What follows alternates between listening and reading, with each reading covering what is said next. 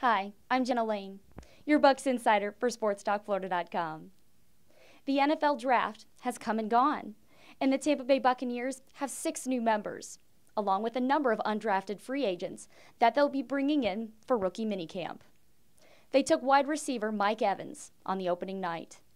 The second day, they took Seferian-Jenkins out of Washington. They also drafted wide receiver Charles Sims out of West Virginia. And then on day 3, they took offensive guard Kadeem Edwards out of Tennessee State.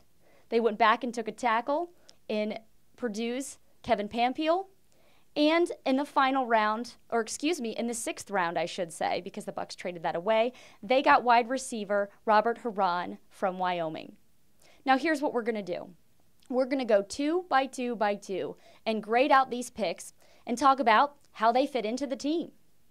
Starting off with Mike Evans, you guys have heard me talk about him already on here. In fact, he was the guy that I predicted would be available for the Bucs and that they would take with the 7th overall pick. Love the fact that he's a big physical wide receiver that you can line up opposite Vincent Jackson. You remember, a number of teams double-teamed Vincent Jackson, but they can't do that anymore. You got this other big body on the other side. I also loved his response in his interview just after he was drafted when I said, "What would you say to your critics who question your 4.53 speed?" He told me, "Well, I've never been caught from behind." So I love his attitude coming in, and when you look at the tape, it certainly backs it up.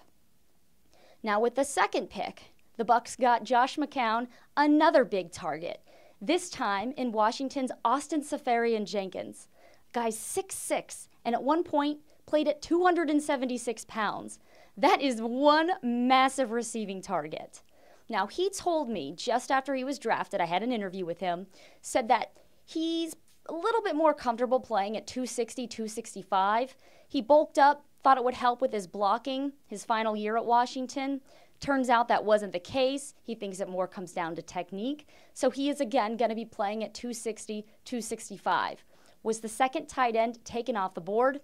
And I also uncovered this gem. The Bucs have never taken a tight end as high as the 2nd round. So I thought that was really interesting. Now in his case, and this was something that general manager Jason Licht mentioned after, big catch radius. That was an emphasis with these 2 targets, Mike Evans and Seferian-Jenkins. And it makes a lot of sense. You look at a team like, the St. Louis Rams, a cornerback like Janoris Jenkins. You're going to line him up opposite Mike Evans? That's going to be tough. So I love these mismatches. Plus, with a guy like Seferian-Jenkins, I have no qualms about him taking a hit over the middle. I think he'll be fine in that department. Stay tuned for part 2 of these, where we're going to grade out the next 2 picks for the Buccaneers. That would be Charles Sims, the running back out of West Virginia. I know you guys have a lot of questions about him. And then also the guard Kadeem Edwards out of Tennessee State. With Sports Talk Florida, I'm Jenna Lane.